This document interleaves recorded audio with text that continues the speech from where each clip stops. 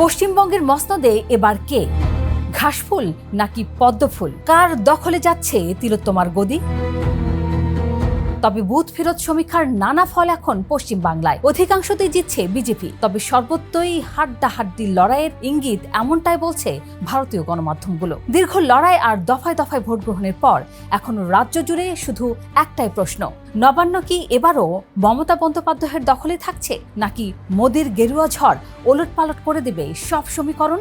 গ্রাম থেকে শহর, জঙ্গলমহল থেকে উত্তরবঙ্গ, মানুষের স্বতঃস্ফূর্ত অংশগ্রহণ আর বিপুল ভোটদান কিসের ইঙ্গিত দিচ্ছে তা নিয়ে এখন সরগরম ভারতের চায়ের দোকান। এই জল্পনা কল্পনা থেকে বাদ যাচ্ছে না বাংলাদেশও। আগামী 4 মে আনুষ্ঠানিকভাবে ফলাফল জানা যাবে, কিন্তু তার আগেই বুথ ফেরত সমীক্ষাগুলো যে বিস্ফোরক তথ্য সামনে আনছে তাতে কিন্তু রাজনীতির অঙ্কের হিসেব ওলটপালট হয়ে যাওয়ার জোরালো সম্ভাবনা।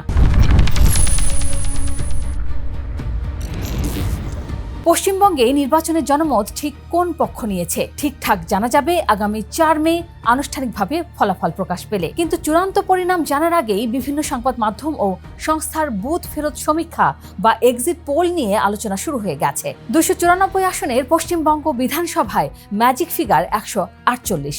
বিভিন্ন সংস্থার পূর্বাভাসে বিজেপির পাল্লা এবার ভারী। কয়েকটি এক্সিট পোলে তৃণমূল কংগ্রেসকেও এগিয়ে রাখা হয়েছে।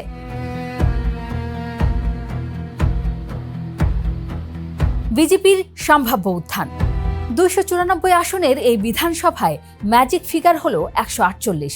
বিভিন্ন সংস্থার পূর্বাভাস বলছে এবার বিজেপির পাল্লা বেশ ভারী। ম্যাট্রিজের সমীক্ষা অনুযায়ী বিজেপি পেতে পারে 146 থেকে 161 আসন, যা বাংলার রাজনীতিতে এক নতুন ইতিহাস গড়ার ইঙ্গিত। অন্যদিকে চাণক্য স্ট্র্যাটেজিস বিজেপিকে 150 থেকে 160টি আসনে এগিয়ে রেখেছে।